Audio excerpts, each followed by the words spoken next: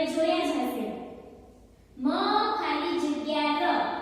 તો શું બનશે આપણી પાસે મ અને ગ બે શબ્દ આપ્યા છે તો આપણે કયો શબ્દ મૂકશું મ ર એવું એક શબ્દ બને નહીં તો શું મૂકી જોવાનું મ ગ ર તો શું આવશે જવાબ વચ્ચે આપણે અહીંયા શું મૂકવાનું ખાલી જગ્યામાં ગ મ ગ ર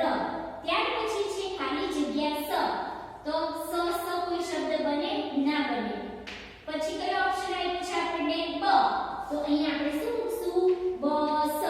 તમે બધાએ જોઈ જ હશે અને બધા